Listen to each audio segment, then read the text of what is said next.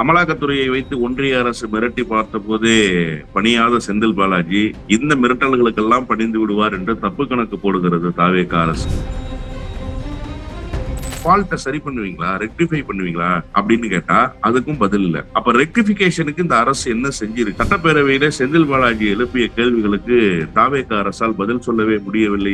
தாவேக அரசில் 5 ஆண்டுகள் மின்வாரியத்தில் கடனே வாங்க மாட்டீர்களா? கடன் அதிகரிக்காதா? இந்த அரசே ஒரு டேக் டைவர்ஷன் அரசு தான் சார். எப்போதெல்லாம் மக்கள் பிரச்சனை குறித்து திமுக காத்திரமான கேள்விகளை எழுப்புகிறதோ அப்போதெல்லாம் எதையாவது ஒன்றை சொல்லி மடைமாற்றி விடுகிற வேலையை தாவேக சிறப்பாகவே செய்து பேசிட்டு நீங்க நீக்கிறீங்க பேரையத்துல நீக்கிறேன்னு சொல்றதுக்கு அப்புறம் பொதுவெளியில போனதுக்கு அப்புறம் நாங்க பதில் சொல்லாம ஊமையா இருந்துட்டு போறதுக்கு இந்த சபைக்கு நாங்க வரல. நேற்றைக்கு எதிர்கட்சி தலைவர் எப்பங்க அதை திறப்பீங்க, ஏங்க 4 நட்சத்திரம் பார்த்துட்டு இருக்கீங்க, நீங்க ஜோசியக்கார கேட்டுதான் திறப்பீங்களா அப்படின்னு சொல்லி ரொம்ப எளிதா கேள்வியை கேட்கிறாரு.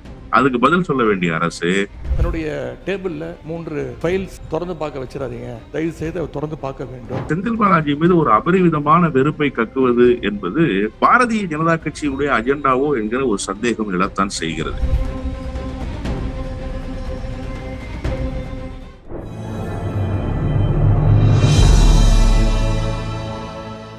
தமிழ் நியூஸ் நேரல கண்முணக்கம். இன்றைய சிறப்பு நேர்காணலில் நம்முடைய இருந்திருப்பவர் திராவிட வெற்றி கழகத்தினுடைய முதன்மை செயலாளர் திரு வல்லம் பஷீர் அவர்கள். சார் வணக்கம். வணக்கம். நேற்றைய தினம் முன்னாள் அமைச்சர் திரு செந்தில் பாலாஜி அவர்கள் ஒரு கவன ஈர்ப்பு தீர்மானத்தை கொண்டு வந்திருந்தாரு. அதன்படி அவர் பல கேள்விகள், வாத பிரதிவாதங்கள், எப்படி இந்த ஹீட்டட் ஆர்குமெண்ட்ஸ் போச்சுன்னு நமக்கு தெரியும். அன்றைய இரவே டிவிஎஸ்சி தரப்புல இருந்து ஒரு சம்மன் ஒன்று அனுப்பியிருக்கிறாங்க. டாஸ்மாக் இந்த மதுபான ஊழல் சம்பந்தமாக நீங்க மறுநாள் காலை, இன்றைய தினம் காலை 11 மணிக்கு ஆஜராகணும் அப்படின்ற ஒரு தகவலும் கூடுதலாவே வந்துருச்சு. இப்போ அவர் சொன்னபடி அதை ஆஜராகவும் ஆகிட்டாரு டிவிஎஸ்சி அலுவலகத்துல. எப்படி பார்க்க வேண்டியது இருக்கு சார் இதை? அமலாக்கத்துறையை வைத்து ஒன்றிய அரசு மிரட்டி பார்த்த போதே பணியாத செந்தில் பாலாஜி இந்த மிரட்டல்களுக்கெல்லாம் பணிந்து விடுவார் என்று தப்பு கணக்கு போடுகிறது தாவேக அரசு என்றுதான் நான் பார்க்கிறேன். நீங்கள் இந்த விவகாரத்தை சட்டமன்ற விவகாரத்தோடு ஒப்பிட்டு பார்க்க வேண்டும். சட்டப்பேரவையில செந்தில் பாலாஜி எழுப்பிய கேள்விகளுக்கு தாவேக அரசால் பதில் சொல்லவே முடியவில்லை என்பதை நீங்கள் மறந்துவிடக் கூடாது. தாவேக அரசு கொஞ்சம் தடுமாறித்தான் போனது. அதனால்தான் எப்படியாவது டேக் டைவர்ஷன் கொண்டு போய் இந்த விவகாரத்தை மடைமாற்றி விட வேண்டும் என்பதற்காகத்தான் நேற்றைக்கு கரூர் கம்பெனி என்றெல்லாம் பேசி அவையினுடைய நடவடிக்கையை வேறு ஒரு திசைக்கு திருப்பினார் சட்டத்துறை அமைச்சராக இருக்கிற நிர்மல்குமார் அவர்கள். அதுக்கு நல்ல பதில் சொன்னார் எதிர்கட்சி தலைவர் கூட. நீங்க ஒரு முன்னாள் அமைச்சர், எதிர்கட்சியினுடைய சட்டமன்ற உறுப்பினர், அவர் வைக்கக்கூடிய கருத்தை உள்வாங்கி கொண்டு அந்த கருத்தில் தவறு இருக்குமே ஆனால் அந்த கருத்தினுடைய தவறு குறித்து பேச வேண்டும். சம்பந்தம் இல்லாமல் எதிர்கட்சி தலைவர் கூட ரொம்ப அழகா சொன்னாரு. நாங்க கேட்டோம்னா எங்களுக்கே புரியாத மாதிரி நாங்களே வியந்து போற அளவுக்கு எங்காவது ஒரு பக்கம் போய் நின்று ஒரு பதிலை சொல்லி அதுதான் இதுக்கு பதில்ங்கிறது மாதிரி நீங்க மேட்ச் பண்ண வச்சிடுறீங்க, அது எனக்கு ரொம்ப வியப்பா இருக்கு அப்படின்னு கூட தனக்கே உண்டான அந்த பகுதியோடு அவர் சொல்லி காட்டினார் அந்த செய்திகளை.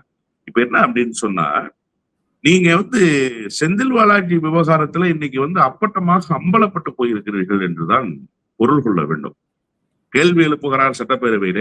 இத்தனை நாட்களாக செந்தில் பாலாஜியினுடைய முகம் ஊடக வெளிச்சத்துக்கு வரவில்லை, இப்போது ஊடக வெளிச்சத்துக்கு வருகிறது. அவர் கேட்ட கேள்விகளுக்கு அரசால் பதில் சொல்லவே முடியல. அவர் என்ன அப்படி தப்பா கேட்டாரு? அவர் கேட்ட கேள்வி, ஏற்கனவே அவர் ஒரு துறையினுடைய அமைச்சராக இருந்தவர், அதுவும் அந்த மின்சாரத்துறைக்கே அமைச்சராக இருந்தவர். சார் நீங்க இப்ப அவரு எழுப்பி இருக்கக்கூடிய கேள்வியை ஒரு பக்கம் விட்டு வச்சிருங்க. இந்த அரசு என்ன பொறுப்பு இருக்குது? இந்த மின்சாரத்துறையினுடைய விவகாரத்துல என்ன பொறுப்பு இருக்குது? நீங்க ஆவடியில ஃபியூஸ் கேரியர் திருடு போயிடுச்சு அப்படின்னு சொன்னாங்க. ஆவடியில திருட்டு போன ஃபியூஸ் கேரியருக்கு எப்படிங்க அண்ணா நகர்ல பவர் கட் ஆகும் அப்படின்னு கேட்டா அது குறித்த பதில் இல்லை. பட்டப்பகல்ல திருட்டு போன வீடியோவை வெளியிடுறாங்க. 2 பேர் போய் ஃபியூஸ் கேரியரை கரெக்டாங்க, அது திமுகவினராக இருப்பாங்கன்னு ஒரு சந்தேகத்தை எழுப்புனாங்க. சரி, அரசு தாவேக அரசு, ஃபியூஸ் கேரியரை திருடியவர்கள் திமுகவினர். அப்ப திமுகவினரை கைது செய்திட வேண்டியதானே? இந்த அரசு ஏன் பாரபட்சம் பார்க்குது? இந்த அரசு இரும்பு கரம் கொண்டு ஒடுக்கணும்ல சார். ஒரு பக்கம் திமுக தீய சக்தின்னு நீங்க சொல்லிட்டீங்க. அப்ப அந்த தீய சக்தியை கைது செய்வதை எது தடுக்குதுன்னு கேட்கிறேன் நான். அப்ப அந்த கைது நடவடிக்கை இல்லை. சரி, இப்போ என்ன சிக்கல் இதுல அப்படின்னு கேட்டா, நீங்க இந்த ஃபியூஸ் கேரியர் திருடு போச்சுன்னு சொன்னீங்க, அதனால பவர் கட் ஆகுது, எல்லா பக்கத்துலயும் இப்படிதான் நடக்குதுன்னு சொன்னீங்க. ஒரு ஆவடியில மட்டும்தான் வீடியோ ரிலீஸ் பண்ணீங்க. ஏனைய பகுதிகளில் ஆவடி தான் இப்ப மெயின் ஹப்னு காட்ட வரீங்களா? ஆவடி சுற்றி இருக்கக்கூடிய பகுதிகள் எல்லாம் ஆவடியில இருந்து தான் எலக்ட்ரிக் பவர் சப்ளை ஆகுது அப்படின்னு சொல்ல வரீங்களா? இதெல்லாம் வந்து எவ்வளவு பெரிய பைத்தியக்காரத்தனமான ஒரு நடவடிக்கை. இது எல்லாவற்றையும் கேள்விக்குள்ளாக்குனார். இன்னொரு ரொம்ப முக்கியமான விஷயம், எங்க வீட்டுக்கு பக்கத்துல ஒரு வாட்டர் சர்வீஸ் ஸ்டேஷன் ஒண்ணு இருக்கு. இந்த காரு பைக் எல்லாம் வந்து வாட்டர் சர்வீஸ் பண்ணி கொடுக்குற இடம். அந்த தம்பிக்கு வந்து 6,000 ரூபாய் எலக்ட்ரிசிட்டி பில் வரும். இந்த மாசம் 13,800 ரூபாய் பில் வந்திருக்கு. இப்ப இந்த 13,800 ரூபாய் பில் வந்திருக்கு. இது வந்து டெக்னிக்கல் எரர்னு அரசு சொல்லுது. Double the charges sir. நீங்க 6,000 ரூபாய் எங்க இருக்கு, 13,800 ரூபாய் எங்க இருக்கு? இது வந்து டெக்னிக்கல் எரர்னு ஒரு அரசு சொல்லுது இல்லையா? இப்ப நான் என்ன கேட்கிறேன்னா, இப்ப அவன் 13,800 ரூபாய் கட்டிட்டான்னா அவனுக்கு உண்மையிலேயே வந்த தொகை 6,000 இல்ல 7,000 இருந்தா அந்த தொகையை மீது செலுத்துமா அரசு? இது அரசு வழக்கமாக கொடுத்திருக்கா? ஏற்கனவே இந்த அரசு என்ன பண்ணுச்சு, மாநகராட்சியில வரியை உயர்த்துச்சு. வரியை உயர்த்தணும்னு சில பேர் கட்டினாங்க, சில பேர் வந்து கட்ட முடியாதுன்னு சொல்லி போராட்டங்கள்லாம் பண்ணாங்க இல்லையா? அப்ப உடனே இந்த அரசு பின்வாங்கிடுச்சு. பின்வாங்கிட்டு என்ன பண்ணிடுச்சுன்னா, ஏற்கனவே செலுத்தப்பட்ட தொகைகளை நாங்க வந்து முன் தேதியிட்டு வைத்துக் கொள்வோம், அடுத்த டென்யூருக்கு வரக்கூடிய அந்த வரியை வந்து இதுல இருந்து நாங்க கட் பண்ணிக்குவோம் அப்படின்னு ஒரு அறிவிப்பை வெளியிட்டது இல்லையா? இப்போ அதே மாதிரி எலக்ட்ரிசிட்டி பில்லுக்கும் அதே மாதிரி மின்சார கட்டணம் செலுத்தி இருக்கிறீங்க, அதனால நீங்க முன்தேதியிட்டு செலுத்தியதாக பொருள் கொள்ளப்படும்னு சொல்லுவீங்களா அப்படின்னு கேட்டா அது குறித்த எந்த அறிவிப்பும் இல்லை. இது எல்லாம் தான் செந்தில் பாலாஜி ஒட்டுமொத்தமாக கேட்டார். அப்ப அவர் எழுப்பிய எந்த கேள்விக்கும் அவங்க வந்து பதில் சொல்லல. சரி சார், இப்ப இதை ஃபால்ட்டை சரி பண்ணுவீங்களா, ரெக்டிஃபை பண்ணுவீங்களா அப்படின்னு கேட்டா அதுக்கும் பதில் இல்லை. அப்ப ரெக்டிபிகேஷனுக்கு இந்த அரசு என்ன செஞ்சிருக்கு? எரர் வந்துருச்சு, டெக்னிக்கல் எரர்னே வச்சுக்குவோம். தமிழ்நாடு முழுமைக்கும் ஒரு கொள்ளை அடிச்சிட்டீங்க இந்த அரசு இந்த டெக்னிக்கல் எரர் மூலமாக. இதுக்கு என்ன ரெக்டிபிகேஷன்? இதை சரி பண்ணிருக்கீங்களா? இதுக்காக துறை ரீதியாக ஏதாவது ஆய்வு மேற்கொள்ளப்பட்டிருக்கா? அந்த ஆய்வு மேற்கொள்ளப்பட்டிருக்கிறது என்று சொன்னால் எந்தெந்த ஊர்கள்ல ஆய்வு மேற்கொண்டிருக்கிறாங்கிற ரிப்போர்ட் இருக்கா? இதெல்லாம் எதுவுமே இல்லை. அப்படிங்கிற நிலையில அரசினுடைய கையாலாகாதத்தனம் செந்தில் பாலாஜியினுடைய பேச்சிலிருந்து வெளிப்பட்டு போனது. அந்த பேச்சினுடைய வீழ்ச்சி தான் இன்றைக்கு அவரை நோட்டீஸ் அனுப்ப வைத்து ஏதோ ஒரு மிகப்பெரிய ஊழலை செய்து விட்டார் என்பது போல ஒரு பிம்பத்தை கட்டமைத்து அதன் பொருட்டு அவருக்கு சம்மன் அனுப்பப்பட்டு அந்த சம்மனின் மூலமாக அவர் இன்றைக்கு ஆஜராகி இருக்கிறார் என்று சொன்னால் இந்த அரசு எவ்வளவு பெரிய கேடுகட்ட அரசு பாருங்க. இது ஜெயலலிதா பாணி அரசு சார். இந்த அரசு இப்படித்தான் ஜெயலலிதா அம்மையார் செய்து கொண்டே இருப்பார். ஆனா ஜெயலலிதா அம்மையாராவது துறை சார்ந்த கேள்விகளுக்கு பதில் சொல்வதற்கு அமைச்சர்களை முடுக்கி விடுவார். அமைச்சர்கள் இப்படி பதில் சொல்லாமல் இருக்க மாட்டார்கள். இந்த அமைச்சர்கள் பதில் சொல்ல வக்கற்றவர்களாக திராணியற்றவர்களாக இருக்கிற போது கூட பழிவாங்குகிற நடவடிக்கைகளுக்கு ஒன்றும் குறைச்சல் இல்லை என்கிற அளவில் இந்த அரசு இயங்கி கொண்டிருக்கிறதுன்னு தான் நான் பாக்குறேன். சார், இப்போ அவர் வைத்திருக்கக்கூடிய வாதங்கள், அதாவது அது நம்ம எதிர்பார்த்தோம். இப்போ நீங்க சொன்னது போல 6,000 ரூபாய் வரக்கூடிய இடத்துல வந்து 13,000 ரூபாய் வருது. இப்படி குளறுபடிகள் எல்லா இடங்கள்லயும் குளறுபடிகள், எவ்ரி இண்டிவிஜுவலுமே வந்து இதுல பாதிக்கப்பட்டிருக்கிறாங்க. இதுக்கெல்லாம் தெளிவு கிடைக்கணும்ன்ற ஒரு எதிர்பார்ப்பு மக்கள் மத்தியில இருந்திருக்கு. அதை அவர் ரைஸ் பண்றாரு. நிச்சயமா நமக்கு ஒரு பதில் கிடைச்சிரும் அப்படின்னு நம்ம எதிர்பார்த்திருப்போம். ஆனா அந்த சமயத்துல இந்த கேள்வியை கேட்டக்கூடாதுங்கிறதுக்காக திட்டமிட்டே அமைச்சர் நிர்மல்குமார் அவர்கள் வந்து கரூர் கம்பெனி சாரி இல்ல அப்படின்னு சொல்லிட்டு அடுத்து அது ஒரு குழப்பத்தை உண்டாக்கி பிறகு அது ஒரு அரசியல் சண்டையாக மாறி, அப்ப இது எப்படி பார்க்கிறது? மக்கள் சம்பந்தமான இஷ்யூஸை மக்கள் மத்தியில கொண்டு போயிடக்கூடாது, அட்ரஸ் பண்ணிடக்கூடாது, இப்படியே நம்ம அரசியல் ரீதியாக ஒரு டைவர்ஷன் பாலிடிக்ஸே பண்ணி ஓட்டிடலாம் சட்டசபையை அப்படின்ற ஒரு முன்முடிவுக்கு வந்துட்டாங்களோ? இல்ல, இந்த அரசே ஒரு டேக் டைவர்ஷன் அரசு தான் சார். நீங்க எப்போதெல்லாம் மக்கள் பிரச்சனை குறித்து திமுக காத்திரமான கேள்விகளை எழுப்புகிறதோ அப்போதெல்லாம் எதையாவது ஒன்றை சொல்லி மடைமாற்றி விடுகிற வேலையை தாவேகா சிறப்பாகவே செய்து.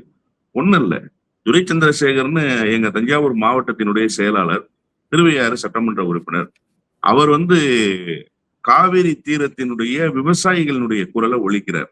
அவர் சொன்ன செய்தி என்பது எங்க பகுதியில விவசாய நிலங்களுக்கு இருக்கக்கூடிய பிரச்சனை, அந்த தானியங்கி மின் மோட்டார்களுக்கு இருக்கிற பிரச்சனை, அதற்கு அரசு தருகிற மானியம், இது சம்பந்தமான பேச்சு. இப்ப இடையில மாமா கூட சொன்னாரு அப்படின்னு திருவாரூர் மாவட்ட செயலாளர் சொன்னாரு. திருவாரூர் மாவட்ட செயலாளர் அவருக்கு மாமா, உறவினர், அந்த அடிப்படையில சொன்னாரு. இப்ப இதுல என்ன சிக்கல் இருக்கு? அண்ணன் விஜய்னு சட்டப்பேரவையில நீங்க பேசுறது இல்லையா? அப்ப அண்ணன் என்பதற்கு ஏதாவது ஜீவோ இருக்கா? ஏதாவது ஜீவோவை கொண்டு வந்து கொடுத்துட்டு இதாங்க ஜீவோ, இனிமே அண்ணன் தாங்க கூப்பிடணும், நாங்க வந்து கவர்மெண்ட் ஆர்டர் இஷ்யூ பண்ணிட்டோங்க அப்படின்னு சொல்லியிருக்கீங்களா? ஒண்ணும் கிடையாது. பழக்க வழக்கத்தின் அடிப்படையில் பேசுவது, ஒரு மரியாதை நிமித்தமாக அண்ணன் என்று சொல்வது, அவ்வளவுதான். இப்ப மாமான்னு எப்படி சொன்னீங்க?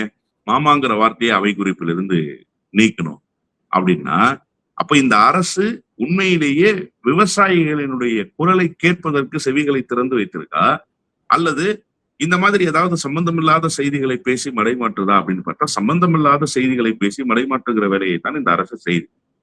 இத துணை சபாநாயகர் இருக்கையில உட்கார்ந்து, பேரவைத் தலைவர் இருக்கையில உட்கார்ந்து கொண்டு இதை செய்யறாரு.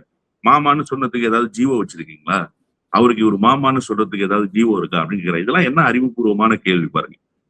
இப்படித்தான் ஒவ்வொரு விஷயத்துக்கும் சம்பந்தமே இல்லாமல் பேசி அவையினுடைய நடவடிக்கையை வேறு ஒரு பக்கம் திசை திருப்பி கொண்டு போய் கடைசியில கேட்க வேண்டிய கேள்விகளுக்கு முறையாக நேரம் தராமல், அல்லது கேட்கப்பட்ட கேள்விகளுக்கு முறையாக விடை தராமல், பதில் சொல்லாமல் இந்த அரசு நழுவி ஓடிக்கொண்டே இருக்கு. காரணம் என்ன அப்படின்னு கேட்டீங்கன்னா, இந்த அரசு முதல்ல துறை சார்ந்து இயங்கவே இல்லை சார். நீங்க நல்லா பாத்தீங்கன்னா, சட்டத்துறை குறித்தான விவாதத்துல சட்டத்துறை அமைச்சர் பதில் சொல்லணும், பள்ளிக்கல்வித்துறை குறித்தான விவாதத்துல பள்ளிக்கல்வித்துறை அமைச்சர் பதில் சொல்லணும். ஆனா நீங்க இங்க கேள்வியை எழுப்புனீங்க அப்படின்னு சொன்னா, திடீர்னு அவை முன்னவர் செங்கோட்டையன் வந்துருச்சு பதில் சொல்லுவார். அவர் பேசிட்டு உட்காருவாரு. அடுத்து ஒரு சட்டமன்ற உறுப்பினர், இப்ப தேமுதிக சட்டமன்ற உறுப்பினர் பேசுறாங்க அப்படின்னா, மானிய கோரிக்கையில பதில் சொல்ல வேண்டியது பொதுப்பணித்துறை அமைச்சரா இருக்கும். ஆனா பதில் சொல்றவர் பள்ளிக்கல்வித்துறை அமைச்சராக இருப்பார். மானிய கோரிக்கையில பதில் சொல்ல வேண்டியவர் ஆயத்தீர்வை மின்சாரத்துறை அமைச்சராக இருக்கும். ஆனா பதில் சொல்றவர் யாருன்னு பாத்தீங்கன்னாக்கா மீன்வளத்துறை அமைச்சர் இருந்துச்சு பதில் சொல்லிட்டு இருப்பார். அப்போ துறை சார்ந்த இந்த அரசு முதல்ல இயங்கவே இல்லை. ரெண்டாவது, இந்த அரசு எதையாவது சொல்லிட்டு அதுல உறுதிப்பாட்டோடு நிற்குதா அப்படிங்கிறது ரொம்ப முக்கியம். மரிய வில்சன் என்ன பண்ணாரு, ட்ரெஷரிக்கு ஒரு குறிப்பிட்ட தொகையை சொல்லி, கோடிக்கணக்கான ரூபாய் சொல்லி அந்த தொகை வந்துருச்சுன்னு சொன்னார். மறுநாள் அண்ணன் தங்கம் தென்னரசு ரொம்ப அழகா இருந்துச்சு, கேட்டார், இந்த ட்ரெஷரிக்கு பணம் வந்துருச்சுன்னு சொன்னீங்க, ரொம்ப மகிழ்ச்சிங்க, எந்தெந்த துறைகளிலிருந்து எந்தெந்த வழியாக வந்துச்சுன்னு சொல்ல முடியுமா அப்படின்னு கேட்டோன்னே, நான் பணம் வந்துருச்சுன்னு சொல்லல, அந்த பணம் வர்றதுக்கான ப்ரொவிஷன் இருக்கு, அதுல அந்த நடவடிக்கைகள் மேற்கொள்ளப்படுது அப்படிங்கிறதுக்கான காரணத்தை தான் நான் சொன்னேன், நான் பணம் வந்துருச்சுன்னுலாம் சொல்லல அப்படின்னு சொல்லிட்டாரு. அப்போ பணம் வந்துருச்சுன்னு அவை குறிப்பில் அவர் பேசுனது இடம்பெற்றிருக்கு. மறுநாள் கேள்வி கேட்டோன்னா சொல்றாரு, நான் பணம் வந்துருச்சுன்னுலாம் சொல்லல, பணம் வந்துருச்சு, அது அந்த ப்ரொவிஷன் இருக்குன்னு தான் நான் சொன்னேன் அப்படின்னு உடனே பல்ட்டி அடிக்கிறார். இப்ப இது குறித்து வேற யாராவது பேசுறாங்களா அப்படின்னு கேட்டா பேசல. திடீர்னு என்ன பண்றாரு, முதலமைச்சர் இருந்துச்சு, டேபிள்ல ஃபைல் இருக்கு, மரிய வில்சன் சொன்னதை நீங்க லைட்டா எடுத்துக்காதீங்க, மரிய வில்சன் சொன்னது உண்மைதான், உண்மையிலேயே என் டேபிள்ல அந்த ஃபைல் இருக்கு, நான் எப்ப திறக்கணுமோ அப்ப திறப்பேன்றாரு. நேற்றைக்கு எதிர்கட்சி தலைவர், எப்பங்க அதை திறப்பீங்க, ஏங்க 4 நட்சத்திரம் பார்த்துட்டு இருக்கீங்க, நீங்க ஜோசியக்கார கேட்டுதான் திறப்பீங்களா அப்படின்னு சொல்லி ரொம்ப எளிதா கேள்வியை கேட்கிறாரு. அதுக்கு பதில் சொல்ல வேண்டிய அரசு, நீங்க பாத்ரூம்ல போய் 3 மணி நேரம் இருந்தீங்க அப்படின்னு சொல்லி சம்பந்தமே இல்லாம சப்ஜெக்டை டைவர்ட் பண்ணி கொண்டு போறாங்க. அப்போ என்ன காரணம் அப்படின்னு கேட்டீங்கன்னா, இந்த அரசு பதில் சொல்வதற்கு திராணியற்ற அரசாக இருக்கு. இன்னொன்று, துறை சார்ந்து இயங்காத காரணத்தால இந்த துறையில என்ன நடக்குதுன்ற போதுமான புரிதலே முதல்ல அமைச்சர் பெருமக்களுக்கு இல்லை. இன்னும் ரொம்ப முக்கியமா, இந்த துறை சம்பந்தப்பட்ட விவகாரங்களை அதிகாரிகளிடம் கேட்டு தெரிந்து கொள்வதில் கூட ஒரு மிகப்பெரிய இடைவெளி இருப்பதாகத்தான் நான் பார்க்கிறேன். அதனாலதான் இந்த அரசு தடுமாற்றத்துக்கு ஆளாகி இருக்கிறது. இப்போ இன்னைக்கு சம்மன் கொடுத்து வரவழைத்தது என்பது கைது செய்ய முற்படுவதற்கான ஒரு அச்சாரமா பார்க்க வேண்டியது இருக்கா? கரூர் செல்வதற்கு முன்னதாக அந்த குதிரை பேர வழக்கை முன்னிலைப்படுத்தி அவரை கைது செய்ய இதே தமிழக காவல்துறை முற்பட்டது. சென்னை உயர்நீதிமன்றத்தால் முன்ஜாமீன் வழங்கப்பட்டது. தினமும் போய் கையெழுத்து போட்டுட்டு இருந்தாரு ட்ரிப்ளிகன் போலீஸ் ஸ்டேஷன்ல. அதன் பிறகு சட்டசபை கூட்டத்தொடருக்கு முன்னதாக அந்த டாஸ்மாக் ஒரு டிவிஎஸ்சி தொடர்ந்து ரெய்டு பண்ணி அதுலயும் ஒரு வழக்கு பதிவு செய்து உடனடியாக கைது செய்யணும்னு சொன்னாங்க. சென்னை உயர்நீதிமன்றம் முன்ஜாமீனை ரத்து செஞ்சிச்சு. பிறகு சுப்ரீம் கோர்ட்டுக்கு போனாரு. சீஃப் ஜஸ்டிஸ் தலைமையிலான அமர்வு அவருக்கு முன்ஜாமீன் கொடுத்துச்சு. பிறகு அவர் ரிலாக்ஸ் ஆனாரு, திருப்பியும் கையெழுத்து போட்டுட்டு இருந்தாரு. பிறகு அந்த குதிரை பேர வழக்கிலேயே கூட ஸ்டே கொடுத்துட்டாங்க, விசாரணை நடத்தக்கூடாது அப்படின்னு சொல்லி சென்னை உயர்நீதிமன்றம். அது ஒரு பக்கம் இருக்கட்டும். இப்போ இன்னைக்கு திருப்பியும் அதே இந்த டாஸ்மாக் வழக்குல டிவிஎஸ்சி கூப்பிடுறாங்க அப்படிங்கிற பொழுது என்னதான் இவங்களுடைய அஜெண்டா, என்னதான் ஒரு மெசேஜை கன்வே பண்றாங்க அப்படின்னு நம்ம பார்க்க வேண்டியது இருக்கு.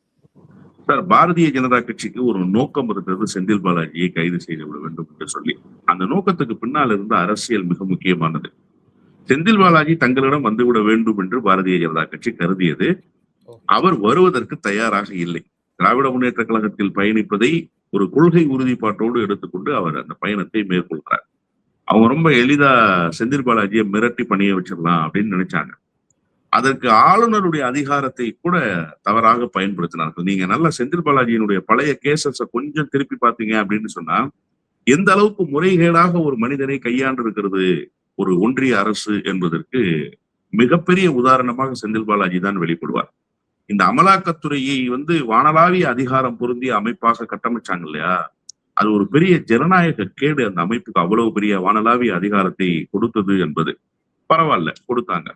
அதை எப்படி இம்ப்ளிமெண்ட் பண்ணுவாங்கன்னு இந்தியாவே எதிர்பார்த்திருந்த நேரத்துல ஹேமந்த் சோரன் வழக்கு, அதே போல மம்தா பானர்ஜி இடி ஆபீசர்ஸ கைது பண்ண நடவடிக்கை, இது எல்லாவற்றையும் கடந்து அமைச்சராக இருந்த செந்தில் பாலாஜி அந்த இடி கேஸ ஃபேம் பண்ணி உள்ளார கொண்டு வந்தது அப்படின்றதுதான் இந்தியாவே திரும்பி பார்க்க வைத்த ஒரு வழக்கு.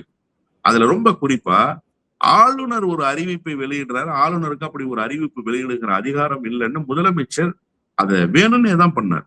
நீ யார் முதல்ல என்னுடைய ஸ்டேட்குள்ள ராஜரீகம் பண்றதுக்கு? உனக்கும் எனக்கும் என்ன சம்பந்தம்? நீ ஜஸ்ட் ஒரு போஸ்ட்மேன், அவ்வளவுதான். நீ அந்த வேலையை மட்டும்தான் செய்யணும்னு சொல்லி ஓங்கி கன்னத்தில் அறைந்தார் போல அறைந்து, வீம்புக்காகவே தான் அவர் இலாக்கா இல்லாத மந்திரியாகவே ரொம்ப நாட்கள் வச்சிருந்தார் அண்ணன் ஸ்டாலின். அப்போ இப்படியெல்லாம் நெருக்கடி வந்ததற்கு பிறகும் கூட அவருக்கு சர்ஜரி எல்லாம் கூட பண்ணாங்க சார் அந்த சமயத்துல. அந்த நேரத்தில் கூட அவர் பாரதிய ஜனதா கட்சிக்கு வளைந்து கொடுக்கவில்லை. பாரதிய ஜனதா கட்சியினுடைய அந்த வியூகத்துக்குள் சிக்கவில்லை. இப்ப பாரதிய ஜனதா கட்சியினுடைய அஜெண்டா வெரி கிளியர். இப்ப தாவேகாவுக்கு என்ன அஜெண்டா? பாஜக பாணியவே தாவேகாவும் பின்பற்றுதே. அதே வழக்கை அவர் மீது கொண்டு திணிப்பது, அவரை நெருக்கடிக்கு ஆளாக்கி விடுவது, அவருடைய செயல்பாட்டை முடக்கி விடுவது. இப்ப எதிர்கட்சி சார், பெயரளவிலான செயல்பாடுகள் தான், பெரிய செயல்பாடுகள்லாம் ஒண்ணும் இல்லை. அவர் ஆளுங்கட்சியாக இருந்த போது கொங்கு மண்டலம் முழுமைக்கும் அவருடைய வீழ்ச்சி இருந்தது. கோயம்புத்தூருக்குள்ள செந்தில் பாலாஜியினுடைய அரசியலை வியந்து பார்த்தவர்கள் உண்டு. அப்ப இப்ப அந்த மாதிரியான சூழல் இருக்கா அப்படின்னு கேட்டா, ஆளுங்கட்சியினுடைய அந்த அதிகார மையம் இல்ல. ரெண்டாவது, திராவிட முன்னேற்ற கழகமே ஒரு சின்ன தொய்வுக்கு ஆளாகி இருக்கு அப்படிங்கிறத ஒட்டுமொத்தமாகவே நம்ம பார்க்கிறோம். ரெண்டாவது, பெருசா செந்தில் பாலாஜியினுடைய அரசியல் நடவடிக்கைகள் சமீபமாக ஒரு 2 மாத காலத்துல தாவேகா அரசுக்கு எதிராக இருக்கா அப்படின்னு பார்த்தா அதுவும் இல்லை. ஆனாலும் செந்தில் பாலாஜி என்கிற பெயர் ஒரு அச்ச உணர்வை தருது அப்படின்னு சொன்னா, அந்த கரூர் விவகாரத்துல ரொம்ப வலுவா சிக்கிறதுக்கு காரணம் செந்தில் பாலாஜின்னு அவங்க நினைக்கிறாங்க. அது ரொம்ப தப்பு கணக்கு. உண்மையிலேயே செந்தில் பாலாஜி அந்த ஸ்பாட்ல இல்லாம போயிருந்தா, செந்தில் பாலாஜியினுடைய துரித நடவடிக்கை இல்லாம போயிருந்தா, இன்னும் விளைவுகள் மோசமாக மாறி போயிருக்கும். மோசமாக மாறி இருக்கும்ன்றதை தாண்டி உயிர் பலிகள் இன்னும் கூடுதலாக போயிருக்கும். தாவேகா அரசுக்கு இன்னும் கொஞ்சம் நெருக்கடி தான். இப்ப அது அரசு, அன்றைக்கு அது கட்சி. தாவேகா தலைவருக்கே மிகப்பெரிய நெருக்கடி வந்திருக்கும். அதையெல்லாம் காவந்து செய்து அவர் தாவேகாவை காப்பாற்றணும்னு நினைச்சு செய்தாரு அப்படின்னு நான் சொல்ல வரல. ஆனாலும் அவர் மேற்கொண்ட அந்த நடவடிக்கை தாவேகாவை காப்பாற்றியது, அவ்வளவுதான். அப்போ இப்படிப்பட்ட ஒரு சூழல் இருக்கிற போது செந்தில் பாலாஜி மீது ஒரு அபரிவிதமான வெறுப்பை கக்குவது என்பது பாரதிய ஜனதா கட்சியினுடைய அஜெண்டாவோ என்கிற ஒரு சந்தேகம் எழத்தான் செய்கிறது. ஏன்னா சம்பந்தமே இல்லாமல் எல்லா அமைச்சர்கள் மீதும் காட்டாத காழ்ப்புணர்ச்சியை முன்னாள் அமைச்சர்கள் பலர் இருக்கும்போது அவர்கள் மீது காட்டாத அந்த வெறுப்புணர்வை செந்தில் பாலாஜி மீது தனிப்பட்ட முறையில் காட்டுவதற்கான காரணம் என்னன்னா, இது பாரதிய ஜனதா கட்சியினுடைய அசைன்மெண்ட். ஏன்னா பாரதிய ஜனதா கட்சி சொல்கிற வழியை செய்து கொடுப்பதுதானே விஜயினுடைய பணி. விஜய் அதை மீறி பெரிதாக என்ன செய்து விட முடியும்? அவர்தான் அமித்ஷாவை பார்த்தா 2 கால்களும் நடுங்குகிறது. இங்கு தீர்மானத்தை நிறைவேற்றுகிறார். அமித்ஷாவை பார்த்த உடனே நிலைப்பாட்டை மாற்றிக்கொண்டு, இல்லை இல்லை, அந்த சதவிகிதங்கள் குறைந்து விடக்கூடாது, விகிதாச்சாரம் குறைந்து விடக்கூடாது, அவ்வளவுதான் எங்கள் கோரிக்கை என்று அப்படியே படுத்தே விட்டானையா மொமெண்ட் என்று சொல்வார்கள். அது போல படுத்தே விடுகிறார். அப்போ பாரதிய ஜனதா கட்சி எதையோ சொல்லி அந்த பேச்சை கேட்டுக்கொண்டுதான், அந்த உத்தரவை கேட்டுக்கொண்டுதான் இப்போது செந்தில் பாலாஜி விவகாரத்தில் ஒரு நெருக்கடியை தருகிறார். ஆனால் ஒரு விஷயம் சார், பாரதிய ஜனதா கட்சி நேரடியாக வானளாவிய அதிகாரம் பொருந்திய அமலாக்கத்துறையை கொண்டு நிறுத்திய போது கூட சஞ்சலப்படாத ஒருவரால் இப்போது சஞ்சலம் அடைந்து விட முடியும் என்று தாவேகா அரசு, இந்த ஜோக்கர் அரசு கருதுமையானால், உண்மையிலேயே நான் மீண்டும் சொல்கிறேன், தப்பு கணக்கு போகிறது. நீங்க பெரிய பட்டியெல்லாம் போட்டீங்கல்ல, இத்தனை வழக்குகளை சந்திச்சார், அந்த வழக்குகளை ரிலாக்ஸேஷன் பெற்றாரு, அந்த வழக்குகள் எல்லாவற்றையும் எதிர்கொண்டாரு அப்படின்னு சொல்லி, எந்த வழக்கிலாவது அச்சப்பட்டு கொண்டு பின்வாங்கிட்டாரா? இவர்கள் தலைமறைவு என்று சொன்னார்கள். இவர்கள் என்றைக்கு தலைமறைவு என்று சொன்னார்களோ அன்றைக்கு அவர் கரூரில் அவருடைய அலுவலகத்திலே உட்கார்ந்து இருக்கிறார். தலைமறைவெல்லாம் ஆகல சார். அவர் லைவ் பாலிடிக்ஸ்ல தான் இருந்தாரு. ஊடகத்தில் ஒரு செய்தியை கட்டமைத்தார்கள். அவர் தலைமறைவாயிட்டாரு, அவர் எங்க இருக்கிறாரு தெரியல. நான் என்ன கேட்கிறேன்னா, ஒரு முன்னாள் அமைச்சர் தலைமறைவாயிட்டாரு அப்படின்னா அவரை தேடி கண்டுபிடிக்க முடியாத கையாலாகாத காவல்துறையாக இந்த காவல்துறை இருக்கு. அப்போ ஒரு இமேஜை டேமேஜ் ஆக்குறதுக்காக எப்படி உதயநிதி ஸ்டாலின் பேசாத ஒரு செய்திக்கு பெண்களை இழிவாக பேசிவிட்டார் என்று வழக்கை பதிவு செய்துவிட்டு மீதம் இருக்கக்கூடிய 7 செக்ஷனை வெவ்வேறு செக்ஷனா போட்டு 9 செக்ஷன்ல வழக்கு பெண்கள் குறித்து தவறா பேசின வழக்குன்னு சொல்லி ஒரு மாய தோற்றத்தை கட்டமைத்தார்களோ அதுபோல செந்தில் பாலாஜி தலைமறைவு என்று ஒரு மாய தோற்றத்தை கட்டமைத்தார்கள்.